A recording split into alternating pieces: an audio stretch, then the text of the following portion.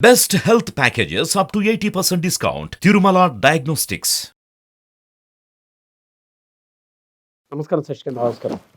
Divorce అవ్వదు, but second మ్యారేజ్కి వెళ్ళిపోతూ ఉంటారు. అవునండి, అవును. అది ఎంతవరకు కరెక్ట్? దానికి చట్టాలు ఏం చెప్తున్నాయి? సో ఇది మీరు తీసిన topic is related common topic ఇది. ఓకే, చాలామంది పర్వాలేదులే, ఇంకా నేను వదిలేస్తాను కదా, ఆమెను కలిసి 1 year అయింది, సంవత్సరం నుంచి ఆమె వదిలేస్తాను నేను, ఇంకా డైవర్స్ అయిపోయింది అన్న ఫీలింగ్లో ఉంటారు. ఫీలింగ్లో ఉండి ఇంకొక మ్యారేజ్ కూడా చేసుకుంటారు. ఓకే, ఇప్పుడు నా దగ్గర వచ్చిన కేసే నేను తీసుకొని మీకు మాట్లాడతాను. ఒక లేడీ, తను సాఫ్ట్వేర్ ఎంప్లాయీ, మమ్మల్ని అప్రోచ్ అయ్యారు. హస్బెండ్ తోటి గత 5 yearsగా లేదు తను. ఓకే, గత 5 yearsగా లేదు. డివోర్స్ కూడా అప్లై ఈయన చేసుకున్నాడు, ఈమెకు తెలియదు. ఇందులో చూడండి, ఈయన డైవర్స్ అప్లై చేశారు, ఈమెకు అసలు తెలియని కూడా తెలియదు ఆయన అవతల ఆయన డైవర్స్ అప్లై చేశాడు అని. ఓకే, అది కోర్టు చట్టం ప్రకారం సిస్టమ్ కదా, చట్టం is nothing but system. Okay, అవి రూల్స్ ప్రకారం వెళ్ళిపోద్ది. ఈమెకు తెలియదు, 4-5 సార్లు 5-6 సార్లు నోటీసులు పంపించారు, అవతల ఆమె రాలేదు. ఎక్స్ పార్టీ అంటారు దాన్ని, ఎక్స్ పార్టీ కింద ఈమెకి డివోర్స్ వచ్చేసింది. ఆ విషయం ఈమెకు తెలియదు. చూడండి ఎంత విచిత్రమో నాగరాజు గారు ఈ కేసు. ఆమెకి డైవర్స్ అయింది, ఆమెకి మళ్ళీ బాబు 5 ఏళ్ల కుర్రాడు.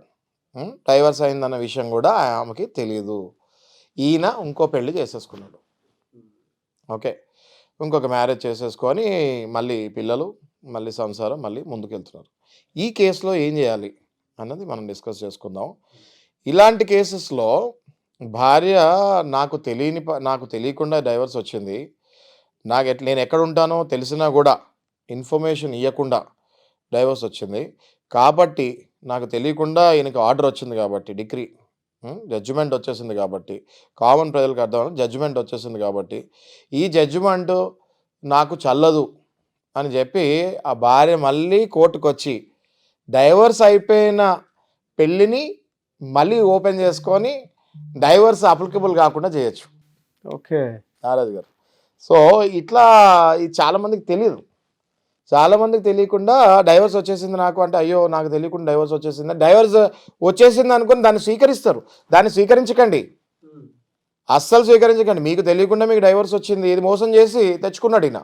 ఓకే, చట్టం ఏం చేస్తుంది, ఆ పర్టికులర్ అడ్రస్ ఏదో అడ్రస్ ఇచ్చారు, అక్కడ నోటీసులు వచ్చి నాకు తెలియదు అని చెప్పాలి. అయితే ప్రతి దానికి లిమిటేషన్ పీరియడ్ ఉంటుంది నాగరాజు గారు, ప్రతి దానికి లిమిటేషన్ పీరియడ్ ఉంటుంది. ఈవిడ డైవర్స్ అయిన కొద్ది కాలానికే వస్తే దాన్ని రీఓపెన్ చేయొచ్చు. డైవర్స్ అయిపోయిన 20 సంవత్సరాలకో 30 సంవత్సరాలకో వస్తే దాన్ని ఫూలిష్నెస్ అంటారు. అది ఎలా ఓపెన్ చేస్తాము? ఏదో ఒక సంవత్సరం కనిపించలేదు, ఒక 6 నెలలు కనిపించలేదు అంటే కోర్టుకి ఏదో విజ్ఞప్తి పత్రం పెట్టుకుంటాం మనం.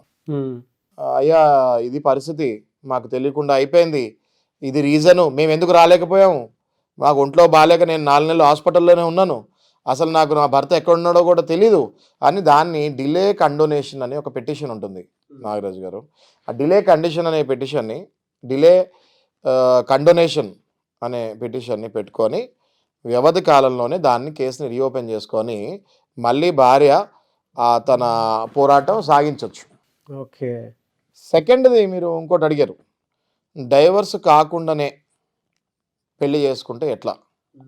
ఈ డైవర్స్ కాకుండానే పెళ్లి చేసుకునే భర్తలందరికీ ఆర్ ఇట్లా మోసం చేసిన భార్యలందరికీ నేను ఒకటే చెప్పేది ఏంటంటే, ఇది అసలు మ్యారేజ్ కిందకే రాదు. ఓకే, ఒక్కసారి పెళ్లి చేసుకున్న తర్వాత దానికి హిందూ మ్యారేజ్ యాక్ట్ ప్రకారం ఒక సర్టిఫికెటో లేదా ఫోటోలు ఉంటాయి, అగ్ని సాక్షిగా పెళ్లి చేసుకుంటారు. ఓకే, సప్తపది అంటారు. ఇవన్నీ జరిగిన తర్వాత మీకు పెళ్ళి అయిపోయినట్టే లెక్క. మ్యారేజ్ సర్టిఫికేట్ లేకపోయినా కూడా ఫొటోస్ ఉన్నా, మీ ఫ్యామిలీ మెంబర్స్ తోటి దండలు వేసుకొని ఫోటోలు ఉన్నా మీకు పెళ్ళి అయిపోయినట్టే లెక్క. చాలామంది అనుకుంటారు మ్యారేజ్ సర్టిఫికేట్ లేదు కదా, మాకు పెళ్ళైనట్టు ప్రూఫ్ ఏంటి అని. హిందూ మ్యారేజ్ యాక్ట్లో సర్టిఫికేట్ ఉండాల్సిన అవసరం లేదు. ఓకే, ఒక్కసారి అగ్ని చుట్టూ సప్తపది తిరిగిన తర్వాత మీ పెద్దవాళ్ళ పక్కన నుంచి దండలు వేసుకున్న ఫోటోలు ఉంటే మీకు పెళ్ళి అయిపోయినట్టే లెక్క.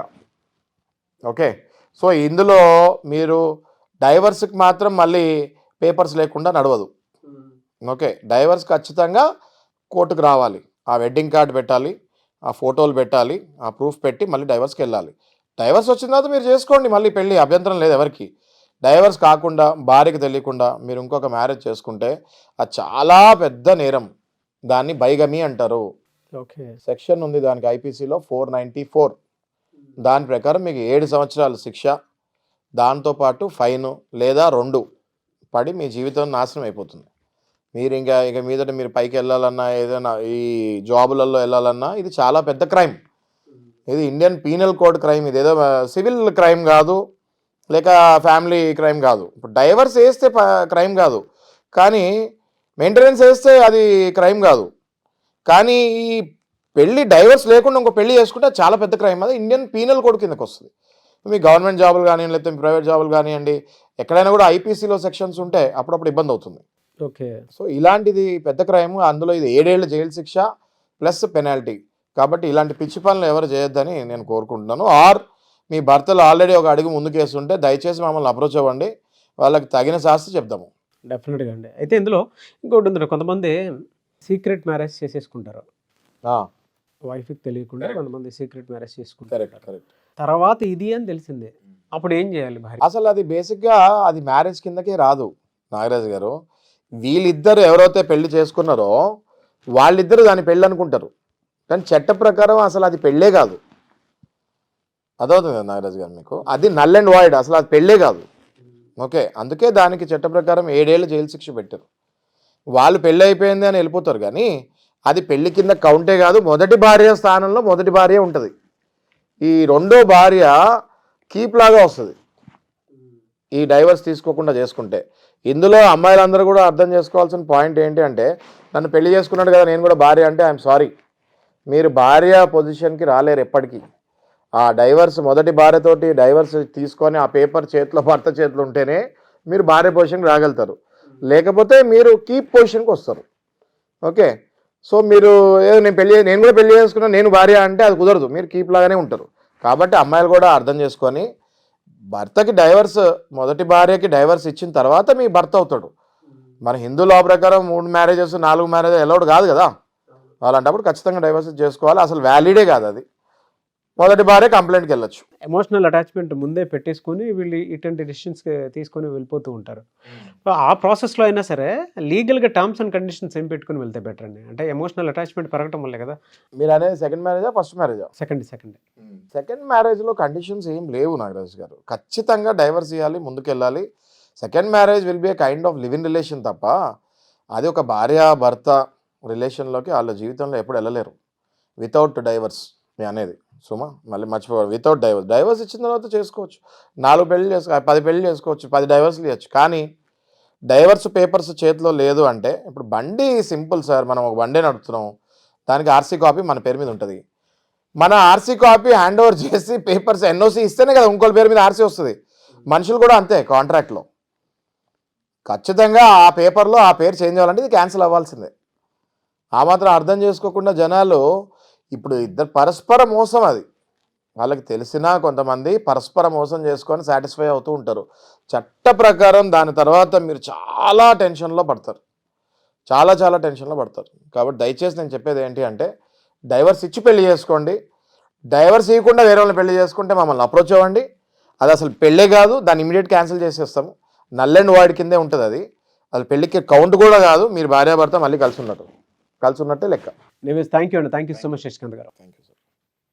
చూసారు కదండి వీడియో. ఈ వీడియోపై మీ అభిప్రాయాన్ని కమెంట్ బాక్స్లో పోస్ట్ చేయండి. ముఖ్యంగా మీరు కనుక శశికాంత్ గారిదే ఆన్లైన్ అయినా సరే ఆఫ్లైన్ అయినా సరే మీరు సలహాలు సూచనల కోసం అప్రోచ్ అవ్వాలి అనుకుంటే స్క్రీన్ మీద కనిపిస్తున్న నెంబర్కి call or message or WhatsApp చేసి వెంటనే మీరు అపాయింట్మెంట్ అవి తీసుకోవచ్చు. అండ్ మీకు ఏదైనా డౌట్స్ ఉంటే న్యాయపరంగా ఎలా మాకు ఈ విధంగా ఉంది అని అంటే ఎలా దాన్ని క్లియర్ చేసుకోవాలి, ఎలా బయటపడాలి అనుకున్నటువంటి వాళ్ళు కింద కామెంట్ బాక్స్లో పోస్ట్ చేసినా దాని మీద మేము మీకోసం వీడియో చేయడం జరుగుతుంది. లేదు మా పర్సనల్ ప్రాబ్లమ్స్ ఉన్నాయి అని మీకు అనిపిస్తే శశికాంత్ గారిని మీట్ అవ్వాలి అనుకుంటే కూడా స్క్రీన్ మీద కనిపిస్తున్న నెంబర్ సంప్రదించండి. ఈ వీడియో లైక్ చేయండి, షేర్ మాత్రం తప్పకుండా చేయండి. ఇలాంటి మరిన్ని వీడియోస్ కోసం మా ఛానల్ ఫాలో అవ్వండి. Thank you.